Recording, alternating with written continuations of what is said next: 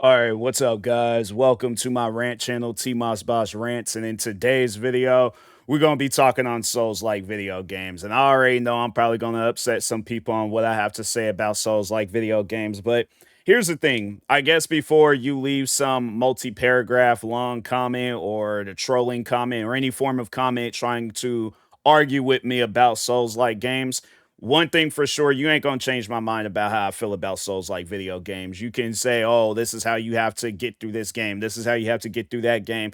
You know, it shouldn't take people on the internet to tell me how to play a video game. Because I think back on when I was younger and I played video games for the first time, you figured it out, more so the controls. But if there's strategies and techniques and Reddit posts and TikToks and YouTube videos that I have to understand in order to play a video game, that's not a good video game. And that's why I know I firmly stand behind this. Souls like video games is probably the worst thing that could have happened to gaming. The reason why I say that is because when you look at overall, let's just get technical with it. Souls like video games are essentially just fighting games, right? What the only difference is I guess like, but I guess comparing it to God of War. I would have to say God of War, it's not really a so no, the thing is this, and what's so crazy about it is that when you look at a game like God of War and then you look at a game like Elden Ring, essentially it's the same game. It's just the main character is different and the enemies are different. But overall, you're going up against bosses, you're fighting all these different enemies and stuff. And but that's the difference between Elden Ring and God of War is that God of War has a difficulty settings. So if you just want to enjoy the story of the game, they give you that option. Why doesn't Elden Ring do the same thing? And that's the stuff that confuses me so much with Souls like video games is why is it like this trend to make this game, you make it seem, or even with like, no, make the game, but you come out with this trailer, you showcase all these different things that you could come across, but you're not going to be able to experience those things unless you're a level 100 and you got the best weapon in the game and you done seen every single bit of content on how to take out this boss. Like, I shouldn't, like, when I play a video game, I'm not trying to run back and forth from the internet to the video game to the internet to the video game just to figure out how to play that game. That's not, to me, that's not having fun with a game, because that's overall what gaming is. Gaming is about having fun. Do you think a person is having fun? And that's just talking to any Souls like developers out there. Do you think a person is having fun when they're having to keep constantly going back and forth trying to kill whatever boss they're then faced in the game? Because in Elden Ring, I think it was like the first boss that they introduced where it's like that golden guy on the horse, 2 hits, dead. Now, my question is why would it be a problem if it was the other way around? And that's the crazy thing. I remember looking that up with Elden Ring, was that somebody had came out with an easy mode mod for that game where it's like, oh, your character, I think like they're buffed out or whatever the case is, like it overall gives your character an advantage. And I remember seeing people was hating on the creator of that mod, and I'm thinking to myself, if you pay $59.99 for a video game, for one, the developers should be able to add some form of technology in the game to have it where, yeah, overall a difficulty slider where the game is playable for anybody that wants to play it. Now, what I guess, like, if to use an example, how would you watch a movie if they had it set up where in order for you to watch the next scene, you got to solve a Rubik's Cube in 5 minutes, and if you don't, you got to start the movie all over from the beginning? And that's how you have to keep constantly watching that movie. So yeah, they might give you a Rubik's Cube where there's only a couple of things you got to change. All right, first Rubik's Cube, cool. Second Rubik's Cube, cool. Third Rubik's Cube, that's where it gets a little bit more difficult, But it's like, yeah, you solve it within 4 minutes, you move on to the next scene. Now it's like the Rubik's Cube, it's unsolvable. And then it's like, oh, if you don't solve it within them 5 minutes, you got to start the movie all over again. You wouldn't watch that movie versus a movie where you ain't even got to do all that. You could just sit down and just watch the movie and just be happy with whatever it is that you're watching. So that's why I'm like, that's how I honestly feel when I'm playing a Souls like video game where it's like, you're giving me this challenge for what? I didn't ask for it. I don't, if there is another way of playing it, then that's the crazy thing is that I remember saying that with Elden Ring, and it was some people got like upset about that, where I'm like, people will jump up and say, I guess when you post videos like this, that you have a skill issue. I don't believe that, because it's like, if it's a fighting game, you know how to play. They tell you it's not like you gotta like there's a long list of buttons that you got to press in order to do like the God Almighty move to kill whatever boss. There's only a very few buttons on an Xbox controller. There's only a very few buttons that you can press. Even with mouse and keyboard, very few buttons that you can press. All fighting games are designed the same way. All right, you have either a light attack or a heavy attack. My thing is why won't they not have it set up where I'm doing the same amount of damage that the boss is doing to me? Why would that overall be a problem? But I do remember saying that with Elden Ring. I'm like, okay, if it's this so-called skill issue that I have, then how about this? I'll just go and download some mods where I can add assault rifles, rocket lungers, C4, and all these other, because on some realistic stuff, right? You put me out in the middle of the wild to go up against these magical, mythical creatures that, it's, yeah, big old giant golden guys on horses, or even in the latest game that I played, Code Vein 2, where it's like, yeah, some of the enemies in there, some of the enemies in Dark Souls. Wouldn't it make sense, right? I guess, all right, so just using another example, would you send a soldier out in the middle of war with no training, no like nothing whatsoever? You just give them an assault rifle and just be like, hey, go out there. If you see a bad guy, shoot them. But they don't have no form of training whatsoever. So overall, though, I guess that will be another idea. If they don't want to add the difficulty settings, why not have it where your character, like half of the game is of him, training to go up against these bosses, and then the other half is of him going up against, yeah, it's just like it's a little bit more rapid, when fighting up against the bosses and stuff. But they have like some practice bosses, and then then it's like you go into the next phase of the game, because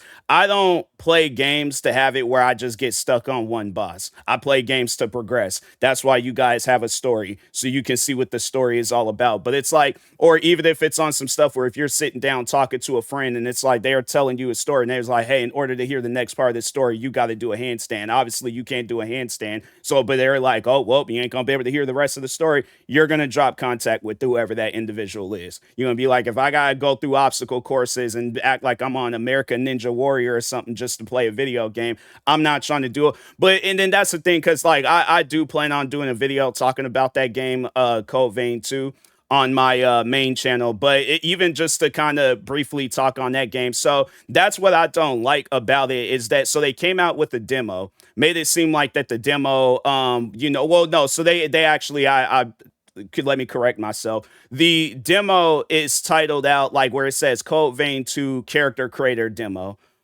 Why would you guys assume that that's going to be the only thing that a person would do in that video game? You managed to come out with that demo, but you couldn't come out with the difficulty settings for the video game.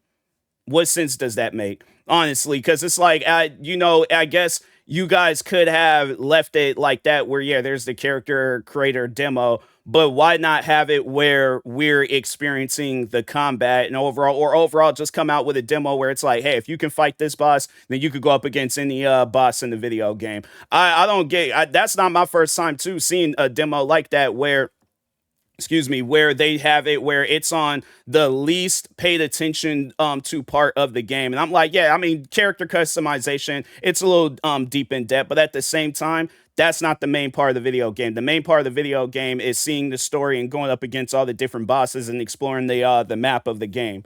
So wouldn't it make sense to have it set up that way where it's like, okay, you're getting an idea of what the game is and how the game is played versus, oh, let me switch through some clothes in the game. That's why I'm like, yeah, the demo for that, I think that it's yeah, they're definitely running some sort of scam, because I'm like, there's a lot of things that you could have covered with that demo. Character customization, that's the one thing where it's like, really, all the things you could have covered in that game. Just from what I have played of it so far, I'm like, yeah, they definitely could have did that demo differently. But one thing that they need to start adding in these Souls-like video games, because eventually it is going to get to a point in time where a Souls-like video game is going to come out and it is going to be the most unplayable Souls-like video game of all time. And it is going to put the developers in the corner to where they are going to have to come out with the difficulty settings, because do you think a person is trying to go up against a boss 10 different times, 20 different times, 100 different times? Like, no. So that was the latest or the boss that I had got stuck on in Code Vein 2. I think their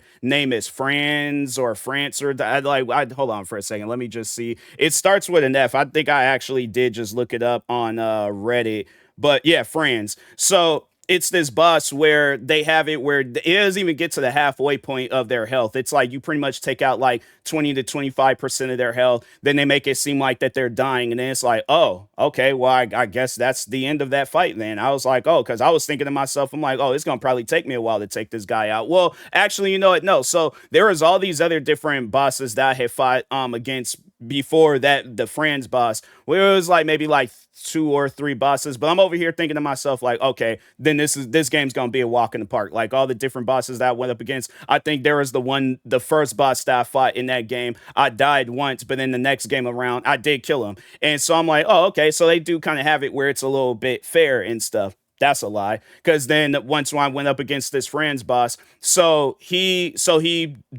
dies in a way where I guess like yeah the guy he your teammate, think his name is like Noah or something like that, but he cuts the guy's head off. So then he turns around, says some things to you talking about, oh, I hope you're not hurt, whatever and stuff. And then the guy, the Franz guy, he pretty much resurrects him, or the enemy or whatever the threat is in the game resurrects Franz, and then you're having to go up against, I guess, the dead version of him or something like that. But my thing is this: why not just have it where instead of giving me this false hope that I just killed the guy, why not just have it where I just fight him until he dies? And then it's like you guys could have very well did it that way, but it's like they have it, and then that's on top of that. Like I will say that the game is a little bit more forgiving than other Souls like video games, but at the same time, you ruined it by having it. Because no, and so the funny thing is I looked it up just so you know, like maybe I'm just overall kind of overstepping my boundaries on what I said. Because yeah, I did crash out after I had because I did go up against them a few times, and I'm like, this is more frustrating than fun. Like you're thinking of the wrong F word when playing a video game. Nobody's not the thing is this, because I played a lot of different video games and a lot of different genres. So there is at times I was having to reteach myself with a certain video game. Like for an example, I went from Forza to Gran Turismo. Gran Turismo, in my opinion, that's one of the most technical racing games out there, because it's not like no arcade. Like they really do treat it like a simulation. There's been times where I've had to play sport games and I have to come up with particular plays in order to score a basket or score a touchdown or score a goal if I'm playing soccer or something, or even trying to attempt a home run. But yeah, having to learn how to play a baseball game, having to relearn how to play a basketball game, having to relearn how to play a racing game, and even just in some other genres like adventure strategy games, even like them RTS style video games and stuff. So I done played a lot of, I'm familiar when it comes to, video games. It ain't like this is my first rodeo with video games. But when it comes down to Souls like video games, like it trips me out how I can play a genre for the first time. Like like RTS probably being, that was like the last genre that I had got myself involved in. And I will have to say that I had a better time with that. I mean, there is like not too many good RTS games out there. Like there are some where it's like, oh, okay, it's decent, it's good. But at the same time, I'm like, I think the only one that is like Call to Arms, I think that was the one where I was like, that was a decent RTS game. Well, at least they did have it set up where it's like it was like RTS and FPS. So I was like, oh, okay, that's a cool, feature and things with the game. But overall, though, that's one thing that I can say is that even with Gran Turismo, they do, even though that they make it into like a simulation racing game and stuff, they do have it set up where there are races in there where you don't have to be, because I think it's like the suggested PP level. That's actually what they call it and stuff, is two P's put together. But no, they do have it where there's like the suggested, and then there's like the requirement PP level that you have to do. So there's at times when they'll suggest where the PP level has to be 450 or something like that. You could bring a Lamborghini in there where its level thing is like 800. So it's like doubled the amount. And my thing is this, and people would look at that and be like, oh, that's not the right way of playing the game. I bought this game, all right, with my own money, so I should be able to play this game however I want to play it. But I do remember talking about that with it was a friend of mine's at my old job, where we were talking about like playing the game on the easiest difficulty, where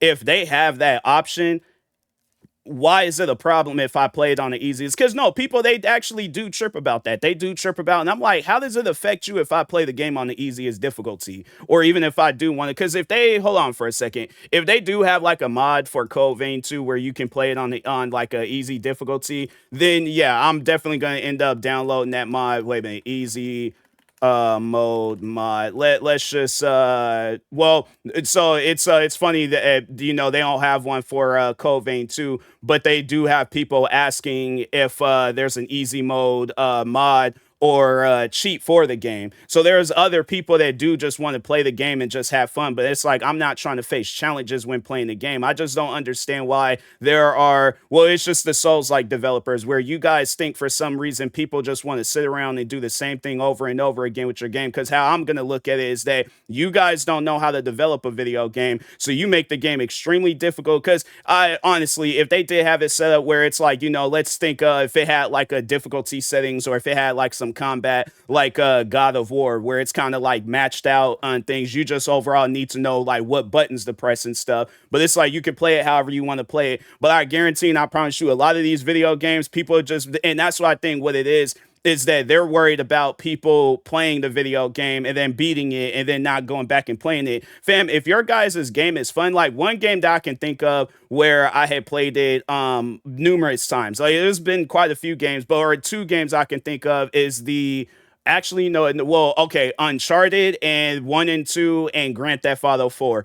Those games were that fun to where I was like, yeah, I know how the story is going to end. I know how the game plays out and all that stuff, but it's that good to where I'm willing to play it again. Another good game was Spider-Man, the Insomniac version of Spider-Man 2.